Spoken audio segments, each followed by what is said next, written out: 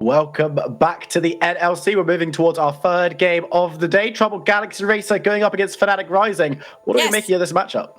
Monk will carry. No, okay. Jokes aside, I feel like specifically this iteration of Fnatic started very strong at the start of the split, and then slowly but surely they have been going on to a slump. So if there is time for Galaxy Racer to hit this academy team, I think the time is right now. They seemed very decisive at the start. Now they seem like, I don't know, the calls are being a little bit confusing. It doesn't look as dominant, and Galaxy Racer are coming from like a very dominant win. So there you go. I mean, it's also the fact that we have seen the same inconsistencies in Fnatic, at least towards the end of the split here, where it felt like towards the beginning, they look better. I mean, yeah, they look better than BTXL, but mostly that was due to BTXL not scrimming, right? But they for sure looked like the better academy team in the beginning, and you just can't say that anymore. I mean, you can't really say that about both academy teams. They're just slumping right now. And Galaxy Racer, yeah, they did have a loss against Riddle, but you need to remember that entire early game was going towards their favor until they started making mistakes here. So while we always have Galaxy Racer, I think we need to take a look at the bot lane matchup, because Monk and Vendel, they like to bring out some new stuff as well. Last time we saw Vendel on the Blitzcrank game against the Thresh, where they really tried to take over the game. All right, they didn't win yesterday. They didn't. My bad. It was close though. They looked very good until Baron was a thing, and then on two separate occasions. Yes. Then Kex was 1v9, so it just happened. It sucks for them. They played against Kex. I guess he was just too good, but I mean, he's playing later, so we'll get to talk about after this one. Now, with the bans that's gone through already, I see no Thresh ban, so that's still a champion you can go for the red side, because usually you don't really see that Thresh first pick. With Lee Sin and Sensao out of the way, that is some of the strong skirmisher jungler that has been removed as well, but you know, the Nocturne still up and available that we already talked about. 6 up and available. Yeah, I mean, there's still a few power picks you could go for if you like. Just waiting and seeing exactly what is going to be the choice coming through from Fnatic Rising. They're considering the Lulu right now, but there's plenty of powerful options available. Not Gwen, Lee Sin, Jace. Well, there we go. From their bans. But yeah, there's fresh locked in B1. It opens them up to stuff like the Aphelios if they want to go that direction. I feel like that makes a lot of sense, because even if you want to take the Ziggs down in the bot lane, it's extremely safe. You want to take the Ziggs in general in your team, whether it's in the hands of Febiven or Bean, it's extremely safe together with the Thresh, and you also take away the Thresh from Wendell on the other side. I see a lot of priority onto the Rumble, a Rumble that now is played. We saw it in the LEC from Selfmade as well. He's played a lot more as an assassin, an all-in champion right now. You lay down the equalizer and then you just proto-belt in and literally barbecue someone instantly. So this is why there's a lot of prioritization on that. And I'm expecting to AD solo laners, the Renekton still have been available. Things such as the Tristana can go through as well. The Nocturne. There we go. It's just going to be the Nautilus instead here. So now with the Thresh here, I'm a huge fan of just Aphelios. Like I love Aphelios as a champion. I know a lot of people think he's quite broken, but I love watching that every time he's played. And I love it in metas where it's about kiting back. Aphelios Thresh can be a bit hard to pilot because Nautilus obviously has some instant knockup where you can just point and click on it. And it does become harder to play as the Thresh in that scenario. But if you lock in this Mundo, that kind of symbolizes that you are playing a weak side top lane where you're either playing for the mid and bot pressure. So I'm hoping to see either strong bot or mid rotation for Fnatic Rising. I mean, with the Thresh being the lock-in, you'd expect them to go for something that does a little bit more damage, trades up a little bit of a mobility for that DPS. And there's the Aphelios we mentioned earlier, going to be locked in for Bean. So is that a strong side, bot side you'd want to see with the Dr. Mundo going top? I mean, I think this is definitely a lane you can play for, yeah. It's double range lane, which always does well, especially in the early stages of the game. It's a priority you can play around where you can have Rocks enable the rest of the map. It was something we used to complement Fnatic Rising for a lot, was the Maxi and Rocks ability to roam together as a jungle support duo that we don't see all too often. So hopefully that's something they can use down in this bot lane as well.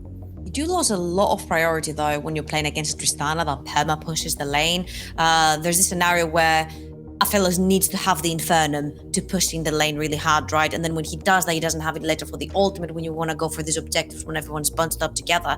So I do really like the adaptation here from the side of Galaxy Racer, locking in the Tristana together with the Nautilus to push down the bot lane and also be able to play for this 2v2 scenarios down the bot lane as well.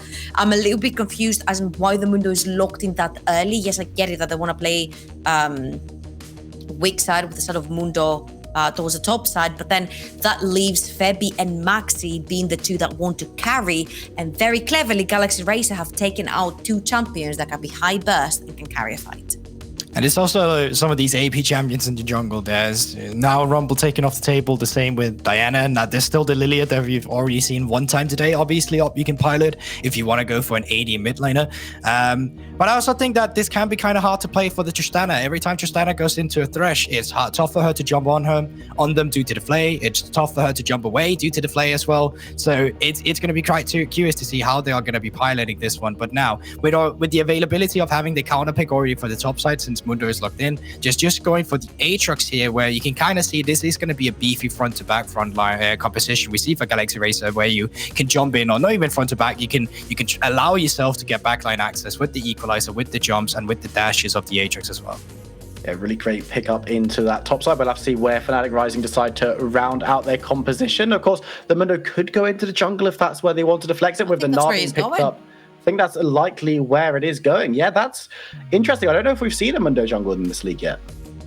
That is so interesting from the bans as well, because I was like, Nectar and Aurelia, okay, yeah, they seem like some strong champions, but they're also decent into the Nars. I felt like, all right, that's just going to be the one they had coming all along. And then Azir is something we see now. Control mages, we haven't seen all too much in the LEC and LPL, but over in LCK, they love Azir. They're a sucker for this champion, all right? So there is still some, I guess, flavor to this champion that some teams like, but we really haven't seen it all too much globally.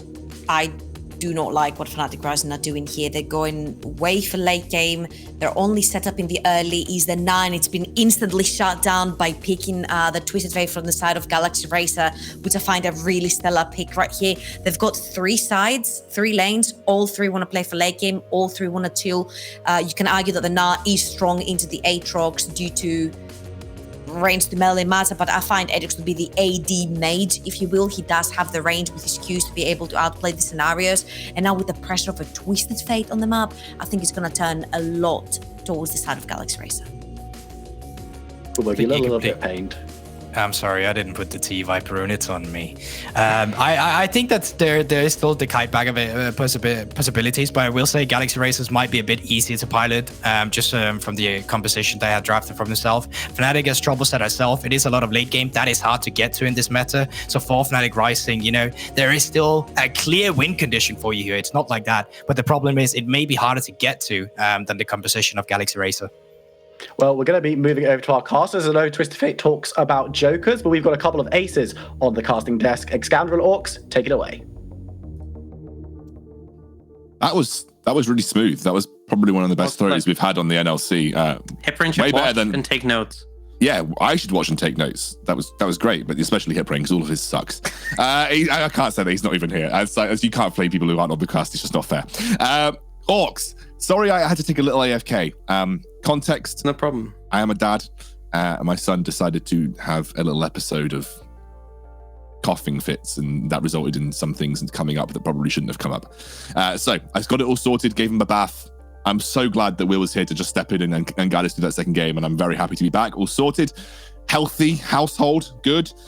Let's talk about these comps. Trouble mentioned that, the Fnatic Rising comp, very late game scaling orientated, a little bit, less priority, I guess, in sort of what you can do in the early game. What do you feel about these two comps? Do you think Fnatic Rising have put too many eggs in that late game basket, or can they do anything with this comp that they can actually work with? The thing is, I don't think like having a late game scaling comp, because the problem is when everyone thinks late game scaling, they think do nothing, right? That in itself, having a scaling comp isn't necessarily a bad thing, but it's important to have the early agency, and it's difficult. Like, I definitely see scenarios where, Febiven can contest that mid priority, but I don't think Maxi is going to be able to, take over the game as a Mundo jungle. And I feel like that's where the issue comes. Like, I don't mind Febiven. He's played the Azir before, and there's been scenarios where he's applied that pressure and he's been able to find success. That's fine. I'm pretty sure he played it against Chimera, and Chimera was on the LeBlanc, and he really just harassed him down. The problem is you need something to play through early game, and I think that's what Trouble was struggling to see, and what I'm struggling to see. I think bot lane is probably your best bet, because I know you have priority top lane, but I feel like you're going to lose the 2v2 top. So I think bot lane's maybe where you look for a window, but even then, I feel like this is on Galaxy Racer. Galaxy Racer are the ones who have the priority to have set up. If they mess it up, Fnatic get in with a chance, but I wouldn't like to be put in a situation where the enemy team has more agency. Do you think Galaxy Racer have kind of shown that they have that ability, right? Galaxy Racer, Jakey especially has super impressed me with the kind of early agents or the early kind of pressure he's put out on the map. That to me, I just feel like Fnatic are gonna have to play this excellently to really shut down, because with the Twisted Fate Rumble combo, like you're gonna be able to like snowball whichever lane you want realistically. What are Galaxy Racer? What's the best win condition for Galaxy Racer here? Where do you want to see them play? Like play through that bot lane with Tristana, you got a lot of kills set up there, and sort of and work it that way. Yeah, I think that works. I think the critical thing is secure mid priority, and force Febiven on the back foot, because you need to free up this Twisted Fate, and as well. You know, one of the issues is if you fall behind, there is actually some concern, because Maxi can buy Merc Treads and Jakey and Tibo will just struggle to ever deal with them. So that is a bit of a pain point. I think that is something to be said for Fnatic's composition. If Galaxy Racer mess up, it can be really punishing. It can very much shut down what your comp wants to do. Fnatic really makes it difficult for shorter range compositions to function. It's not like Galaxy Racer's comp is particularly shorter range. They just don't have as much range as like an Azir.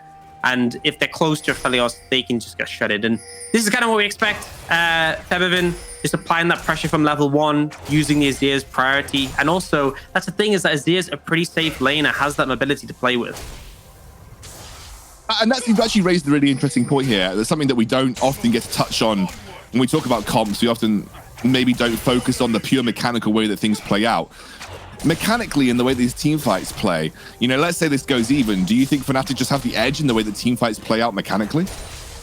I mean, I think the thing is, Galaxy Racer want instant impact and they want to blow someone up, right? That doesn't work that well if you're behind. Because the ideal scenario for like Rising is you want to kite back, right? You have this great disruption from the Mundo and the Gnar. Febby and Bean, when they are kiting back, they are two, like Azir, Aphelios, two of the strongest champs in the game for that. So that's the ideal scenario, but it's critical on you surviving to kite back. You know, if Galaxy Racer come in with a big engage, instantly pop Maxi, you know, Bean's out of position, that's when it doesn't work. But again, you know, Fnatic have tools to deal with that. They have the Thresh, they have the Emperor's Divide. I think that's what might make things difficult for Galaxy Racer if they are behind in gold. They need to be able to blow up anyone for Fnatic Rising on the back of their engage and their strong ultimates. In terms of what this means for Division B as well, I think Fnatic are well and truly locked in for playoffs at this point. I don't think there's a way that they drop out of the playoff spot, at least, you know, at 3. We'll talk about it in a moment, though, because Rux and Bean have been pushed up in this lane, although they will have that safety of the next minion wave, and unfortunately, Wendell not able to land the hook. So I will just drop myself back to that little chat. You know, it means more for Galaxy Racer. They are fighting for a playoff spot here, Orcs. Yeah. It definitely does. It's an important one for them. Trying to keep themselves in that playoff race. And Fnatic, this is one thing that does cause issues, is priority in the lanes. Obviously, you know, we've talked about freeing this Twisted Fate up. We've talked about playing to the side lanes. It's very hard to do so if you can't really get outside your jungle. And it kind of sets up Maxi to be in a really comfortable position because, you know, we've seen Febiven pushing in. We've seen Fnatic finding the priority bot lane, priority top lane. It limits what Jakey can do as a result, and we're now seeing a double scuttle as a result. So Fnatic Rising in a pretty comfortable spot already, even though we're just 4 minutes into this game. I haven't seen much of the new Mundo jungle, but has he got like a ridiculously strong clear that can sort of outpace Rumble? So, well, hold that thought and see what happens here. Yeah, Febby doesn't have his ultimate yet, so it might just be a bit of pressure. Actually, just enough to force a flash out of Tibor early on. I guess we can loop back to that point about Mundo jungle now. Yeah, so I don't think his clear was pretty dire, and then they buffed it substantially. I think it's pretty strong now. I don't think it's on the same level as, like, if Rumble has momentum, Rumble's super fast clearer, and I don't think Mundo doesn't clear that fast, but it's a lot better than it was. Like, I remember when he got released, top lane, he was stacked, and then in the jungle, he had like a 41% win rate or something like 42. And it's gone up by like 4% or 5%. Just a lot better, but it's still not like it's not his dominant role, you know? But he still can clear pretty handily, especially once you get a momentum going. You can see here, because he secured that double scuttle, he has a pretty significant advantage over Jakey, and he's just running away with that. And the thing is, his laners are in position to move and assist if needs be. Wendell looking, won't find anything. Now he's in trouble. He does, and you said it's just whoever lands their hook first, being forced to use the flash immediately. That is exhaust on Nice Monkey, play. gets dragged back in. first bud for Febby, and Rux played that just so beautifully. This is why it's so nice having the Thresh into this Tristana matchup. Historically, there's been a lot of situations where you see a play like that, and it's like, whoa, that's sick. And credit to Rux, it is a good play, but that should be expected at this level. And when you're playing the Tristana, you jump in like that, very hard for you to get out again. You have to use your flash, then rocket jump, but looks like Galaxy Race is looking to contest this one. They don't have the Rumble ultimate, though, and so therefore I think it's going to be a little bit of a tough ask. Oh, he really flashes in for that. That's going to be Jakey now taking a lot of damage, though. You can see Monk come back into the fight, gets the first reset. Bean now is the second casualty. Although Febiven trades back 1-for-1, is forced to flash away, may be able to dive with those soldiers. The gold card is locked and he knows it. Flash hook from Vendel. They chain that CC together and Febby won't be able to dive. The shutdown is there. And actually, Galaxy Racer, they make the play and find that early engage. I'm going to be honest, Fnatic, a little bit arrogant going for that dragon so early in the game with a minor advantage, I will say. They get a kill onto Monk. It's so early in the game. You get the free home guards, shut that timer. Instantly, Monk can move back onto the map. And it took them a long time to take that dragon down. Very much gave a window for Galaxy Race to set up and defend and come out pretty positively. That's what Galaxy Racer want. They do want to be, a Pride here. He is now caught between a rock and a hard place as Jakey's made his way into that top lane. Doesn't have level 6 just yet, but Pride unable to hit Meganar. And again, Pride just in the 1v1, not respecting where Jakey could be on the map, and Kakan gets the edge and gives the kill over to Jakey. Yeah, and honestly, we saw actually earlier, we briefly panned up to it where Kakan had taken a really favorable trade. This was talked about in the analyst desk. Aatrox has windows to punish in this matchup. Now, we get the replay. Wendell, really dangerous position. You miss the hook and you're vulnerable. And now the TP comes in, they have to back away. But even so, the exhaust means Monk isn't killing Bean, and the flay from Rux means he's not getting out. But here, they take a long time to deal this dragon, and as much as Jakey flashes in and isn't able to get the smite, he does a ton of AoE damage. Monk can easily finish off the low HP Mundo, gets a second reset there, and then they end up committing to take down Febiven. But it's just very messy overall from Fnatic Rising. Not what we would typically expect from them, and a bit of an overstep. And then this play coming out here, just Pride kind of getting bait into this. He sees Kakan low. It's like, yeah, it's go time. I can commit to this play, but it was all a bait. I think even if he did get into Meganar, might have been dead regardless. And Fnatic Rising just dropping behind in gold ever so slightly. The Galaxy Racer, definitely a team that can take the likes of Fnatic Rising down, have shown that they're a very capable team. The addition of Jakey has obviously been, I think, a huge win for Galaxy Racer overall. He's, I think, been such an influential jungler for them this split. And I think has been one of the driving forces behind their success as well. Essentially gives the platform for Monk to carry, literally.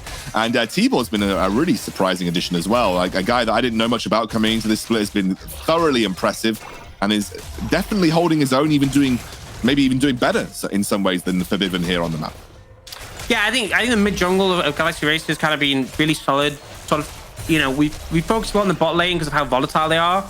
But I think the consistency of the mid jungle has really helped this team out.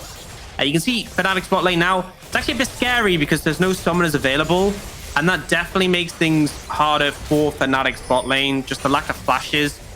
A lot easier to end up in a compromising position as this Aphelios, and Galaxy Racer are looking to set this up. Vendel doesn't have flash here. Jakey is in the area. It doesn't look like Maxi has any idea. There's the equalizer. The lantern is good enough, but not for the second hook. And that'll be the first kill going over to Monk. He's got the reset. Surely Rux dies here. The buster shot is enough. And Maxi, as we said, no idea that this gank was being set up. An easy little double kill for Monk on the bot lane. Yeah, no summoners to keep you given that extra element of safety. Jakey very, very patient, waiting in the brush for the right opportunity. And Wendell, perfect on the grab, able to pull Beam back in. Just a solid setup for a play that gives them a pretty strong advantage in the bot lane. And this is where things start to feel a bit rough for Fnatic Rising, because it was all great in the early game when they had priority in lanes and they could just sit back and chill. But now the Galaxy Racers start to use their tools, apply that pressure, the momentum is going in their favor, and it starts to feel a bit scary. All right, there's the ultimate. T-Ball comes through. Pride a little bit far away from Meganar again, taken low, but gets the shield from Rux, who ends up saving the day here for Pride. And Fnatic with that early lane swap, putting pressure on this side of the map for the Rift Herald has worked out. And actually, Jakey now going to get flayed back in. They're going to give that kill over to Bean. That is a huge win because the Fnatic Rising bot lane had been under the hammer for the majority of this game. Yeah, Fnatic Rising. Oh. Yeah, I think Khan might just be dead here. I don't think he has flash. Bean is going to pick up another. Fnatic donating gold to their AD carry.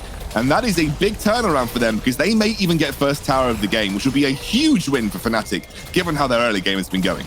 Yeah, Fnatic bot lane using this secret tempo hack by dying, and so they got back on the map quicker and are able to go for this play. But good setup on Fnatic Rising. They knew they'd be there first. And actually, you were talking about how Pride got baited in earlier. This time, Galaxy Racer, they try and make that proactive play without that bot lane in position. It gets answered. The Herald is already in position. So, you know, as much as we saw that positivity on the bot side, Jakey spent a lot of time, and that gave this window for Maxi pick up the Herald and be in position for this. So this play all goes excellently. Rux kind of should have blocked that hook onto Bean. I think maybe potentially Bean might have survived the back of that, or at least it would have been harder for Galaxy Race to get it. But either way, we see that come in.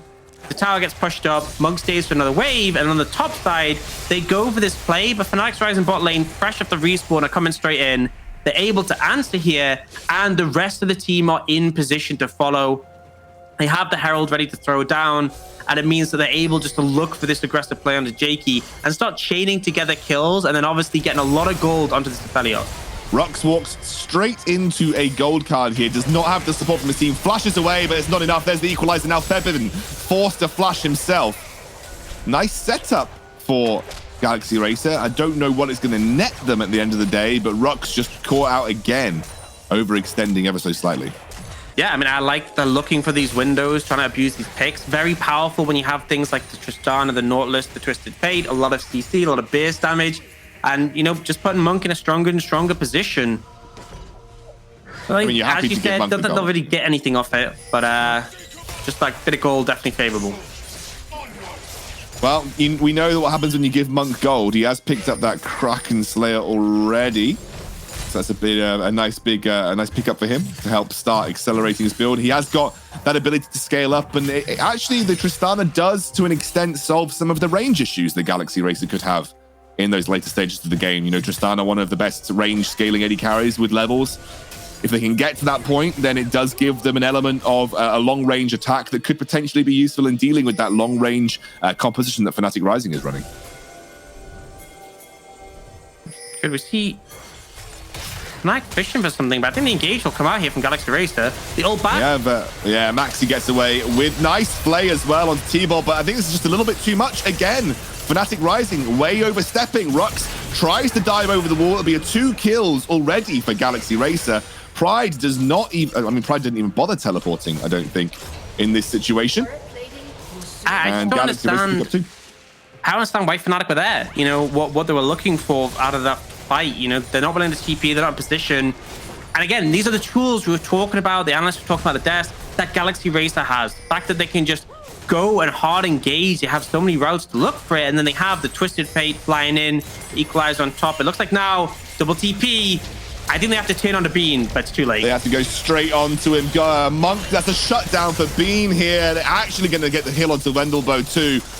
Just when you think Fnatic are down and out, double shutdown for Bean on the Aphelios. That is a ridiculous injection of gold. Let's take a look at the gold. Let's take a look. Yeah, literally, he got 1,300 of those 2 kills. That is, and now he's gonna hammer away this tower. So yeah, Bean's pretty fed. That is nutty how much gold he just picked up there. Yeah, and so I mean, this play, Fnatic not really in position to contest this one. They try and disengage, but they have the TP and the Twisted Fate coming down, and they just kind of get decimated off the back. This Rux tries to slide away, but isn't able. And the thing is, then Galaxy Race are like, okay, we won the play, we can back off now. You know, we have advantage, we can do what we want, but they don't respect the return play from Fnatic Rising. 700 gold for Bean. And then here, once more, we see 600 gold for Bean. So much cash injection onto this Aphelios because Galaxy Racer didn't respect Fnatic. Ridiculous. That essentially has undone all of the good work Galaxy Racer have done in that first 15 minutes of the game. And we have talked about the elements of scaling. I think both teams do scale pretty well. It's just about how these team fights play out, but you have some insane scaling potential on Fnatic's team, like the Aphelios, the Azir, The Mundo scales pretty well. Obviously, Anar's decent too. I think in general you favor Fnatic the longer this goes. You know. Yeah, especially when your fellows just beautiful play there. Don't know if Vendabol's going to go down, but Pride actually looking for the 1v1 versus Kakan. Has to be very careful here. Kakan probably wins this, and he does. Yeah, I'm not too sure about that one. I think Pride got a bit hypey, trying to get the hyper proc at the end. Gets a bit too close to Kakan, who obviously has that healing, but, you know, that mistake aside, Fnatic still applying pressure in the mid lane.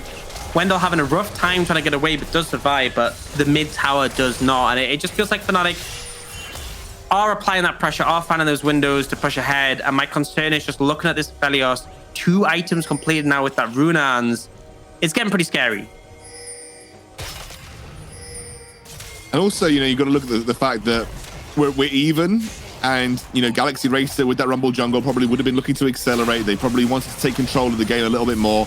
They haven't got an early soul timer because, you know, Fnatic have already picked up that first dragon in the game.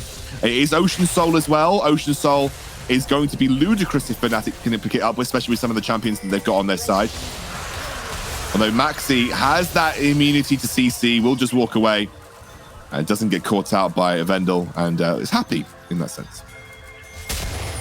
Yeah, managed to evade that one, but it's still, you know, Galaxy Racer trying to push and apply that pressure. Very much leaning to the bot side of the map. But this is kind of left their top side, you know, as an opportunity for Fnatic Rising to apply pressure. Exposed, yeah, is a good way of presenting it. So now Bean gonna kill his tower in about 2 seconds is all it really takes to the Felios. Big gold in influx, remember, is that extra gold in those tier 2 towers in the side lanes. And it just feels like Galaxy Racer, they're good in the fights, they're good in the skirmishes, but Fnatic Rising are better answering on the map overall. It feels like they're picking up the towers, the structures, and are ahead in gold despite being down in kills. That has really been the story of the game so far. You know, Galaxy Racer have clearly played some of these smaller skirmishes better. I think they've caught Fnatic with their pants down, you know, figuratively at some points. But I'd say that Fnatic have just been much smarter with the way they're playing pressure on the map. They're using their minion waves much more efficiently. They're getting the time that they're getting on towers. They're making use of. Their focus on the Rift Heralds is clearly paid off in opening up that tier 1 tower mid.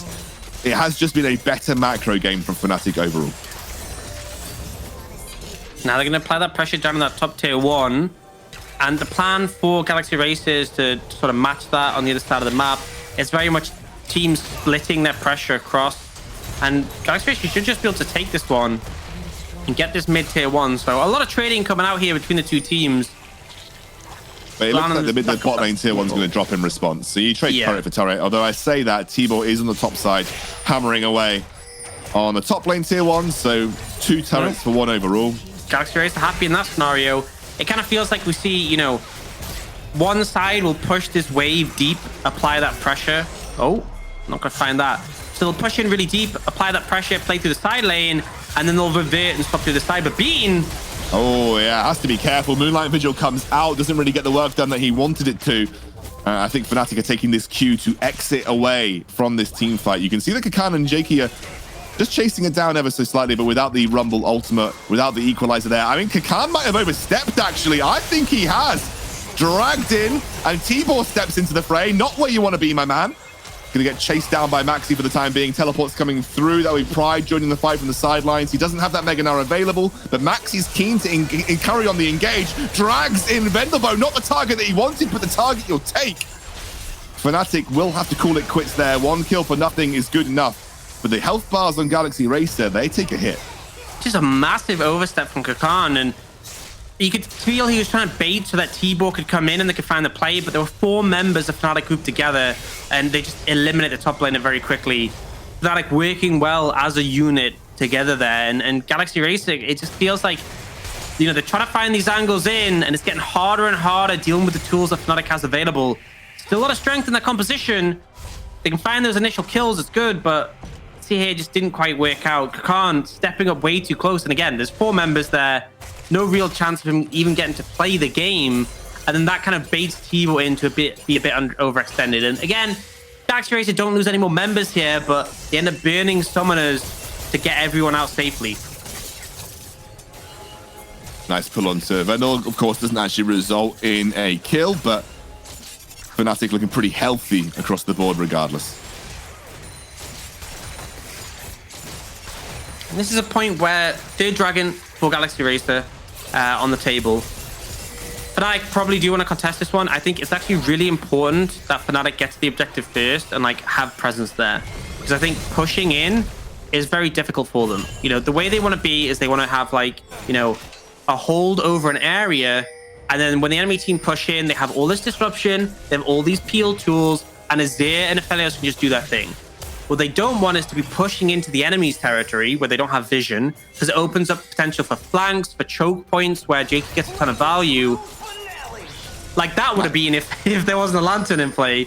And that's actually, you know, I know Rumble ult is quite short cooldown, but it's 30 seconds till this dragon. So I think this kind of gives Fnatic a bit of a window to push in if they want, but they are still tentative. They are still concerned about pushing into an area that Galaxy Race has control of.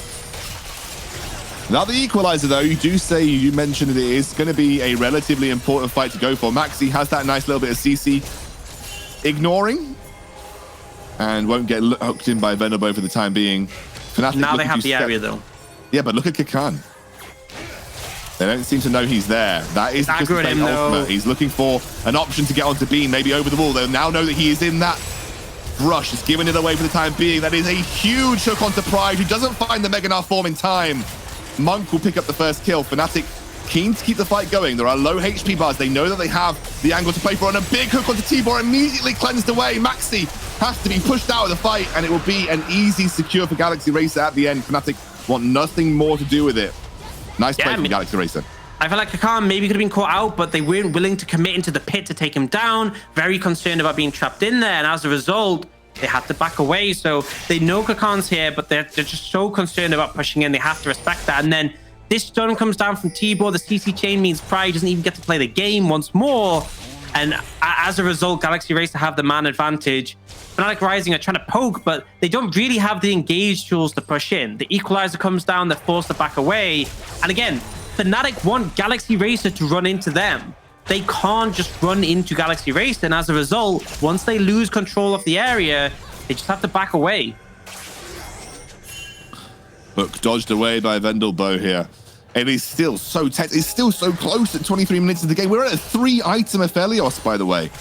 Nearly a 3-item Tristana. Febby obviously working towards his next major item upgrade too. It's just really just honestly Maxi that is lagging behind slightly. Only sitting on that Frostfire gauntlet for the time being. But obviously Bean is the name of the game if you're Fnatic. Protect him at all costs. And he will give you that carry potential. Plenty of single target lockdown. And there's no cleanse, by the way, for Bean. Monk, Vendelbo, not sure you want to be there, my man. Moonlight Vigil does land, but they won't be able to capitalize on it. It's a pretty big pickup, though. Another hook kind of forces Vendelbo into an awkward situation, gets flayed back, teleport onto the back line for Bean. Has to be super careful here as he immediately uses that heal. Somehow Monk picks up Pride on the sideline, or rather, he's going to go down. Rux drops as well. Low HP bars across the board, and without Forbidden, who got picked off on the side, not sure that Fnatic can afford to take this fight. Pride's waiting to build up Mega Gnar form, but immediately the stun comes through. The exhaust is there. He's going to be forced to flash away. Use the Stride Breaker too. I don't think Fnatic are going to be able to support him on this chase. They'll try to lead Galaxy Racer around their own blue side jungle and maybe buy enough time to get Fnatic back on the map to defend that Baron. Yeah, I think it's pretty certain he's going down there. It's where they can trade, and he won't be able to, but he buys time. Now, they're heading straight to Baron just to clear the vision out.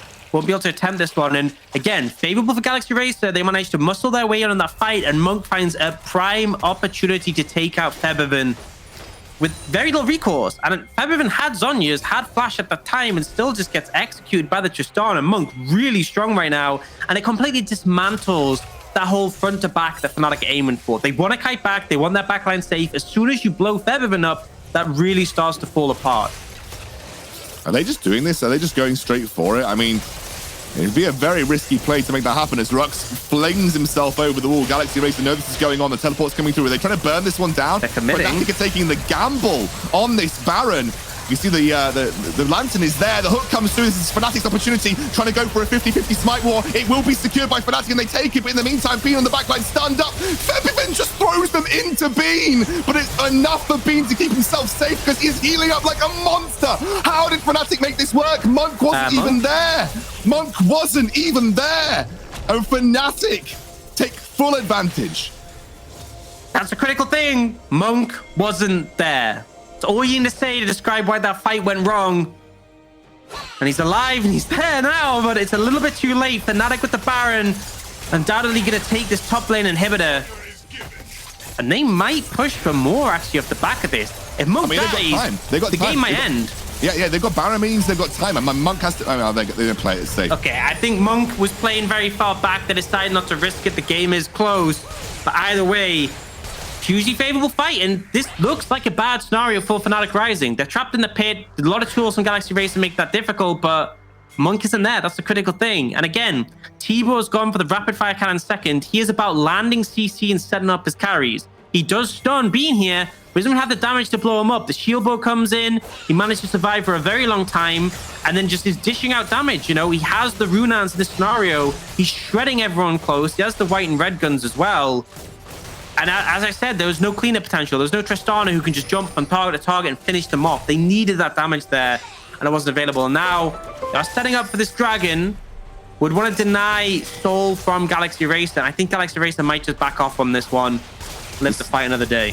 This gold crush looks crazy, by the way. It looks like we've been seeing, like, you know, back and forth swings from a huge degree. But you need to understand the scale is about 2,000 gold. We have been seeing an incredibly close affair between Fnatic and Galaxy Racer all the way through. Now they have to take this fight. This is Soul. I mean, Galaxy Racer can afford to give this up. They've got plenty of time to work with there, but Fnatic definitely need to take it because that Ocean Soul could be a huge win condition for Galaxy Racer, and Fnatic should get it uncontested by the time being. A single inhibitor loss is not the worst in the world, but Fnatic are grouping up again. They're going to split pressure across mid and bot, and that second tier 2 in the bot lane will start to drop down. Yeah, and again, Fnatic have control here. They have the Baron minions. If you were to dive in on them, it kind of gives Fnatic what they want in this scenario. You have to be really cautious about how you approach this one. I think Galaxy Racer are making the right call just to play defensive for now. See, Pride has now joined the team in Mega Gnar form. Has dropped down to Mini Gnar again, so he's got a little bit of time before he becomes... Oh my... What is going on? The ward goes down, but he gets the Lantern. It's not placed correctly. Bean with the ultimate bait onto Vendelbow. How did Bean get away with that? How do you not punish that, Galaxy Racer? That was a literal chicken dinner waiting for you on a plate. And Bean just straight up gets away with it.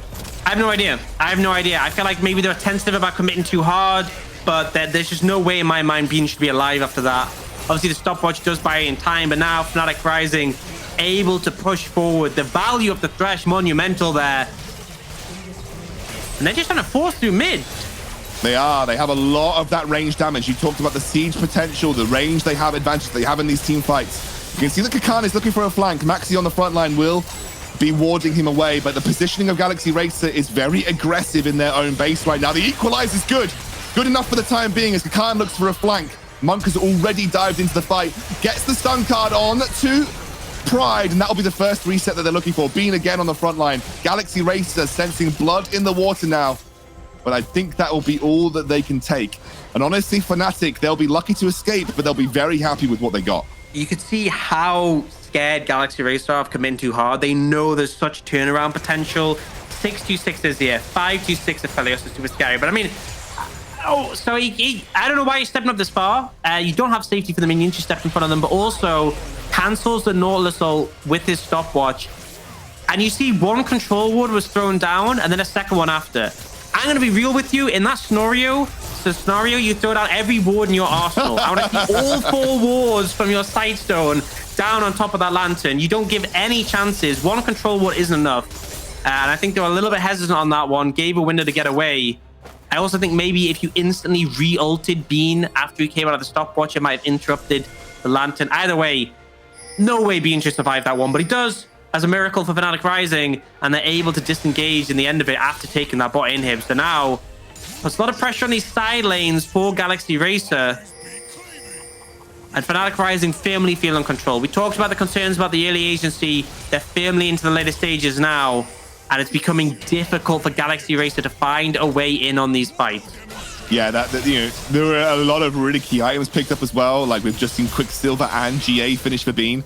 It's going to make it even harder to deal with. And obviously, as you talked about, the ability to turn around, the kiteback potential is Fnatic Rising roster pretty strong. Maxi happy to tank up these gold cards for the time being. Huge health back from his passive now as well. They just can't walk up. And there's the equalizer. They have to go for it, but it's not good enough for the time being. Now, Pride taken low. Obviously, Kakan looking for the flank, but it's going to be a Mega Nard transformation. There comes the Sun Disc down to buy a bit of space, a bit of zoning away for Fnatic Rising. And Galaxy Racer know they can do no more in this situation. They have It's so difficult to get in. Like, they keep trying to throw these gold cards and pick someone off, but Fnatic is staying as a unit. It's only really the tanks who have extended. And now they're looking to go in. Febby just goes in. He's had enough of this game, had enough of Galaxy Racer.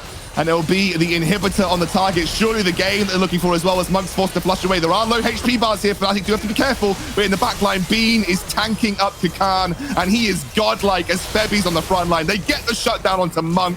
Bean picks up a double kill in the fight, and Fnatic Rising are going to win this game with a clean ace onto Galaxy Racer. I say that T-Ball gets back to the fountain, but it doesn't matter at the end of the day. It will be the game that Fnatic is after. They get the delayed ace, they pick it up, and it will be the game, and Nexus falling. Fnatic Rising, a close affair from start to finish, but the Baron opened up the game and they converted. And honestly, I think Galaxy Race had windows to win this game, but a couple too many mistakes gave it over to Fnatic. I think Fnatic had a better understanding of how to play the map. I think they had some cleaner play. It's not that Galaxy Race was bad, but just that pivotal mistake of the Dragon fight, not having Monk there, not having him available around the Baron just cost them so heavily. And once you fall behind against this team, it just felt so difficult to find a route in to approach them. It was very much a composition for Galaxy Racer. It was like win early, win hard, close it out. And they just kind of fumbled the mid game. They did. I think the platform that Monk had this game should have been enough to carry. That Baron fight, they're going to look back at that in the VOD and they're going to think, how was Monk not there? Like, how was Monk not at that fight for us to go for it? And you know, he joined when everyone was dead. So Fnatic, they find that window and they convert, and that's what makes our top teams that good. And I think Fnatic will be happy to get that win under their belt. Now we're going to do a short break. When we're back, we should hear from someone from Fnatic at the end of that very tense game. I'm excited to hear what they have to say.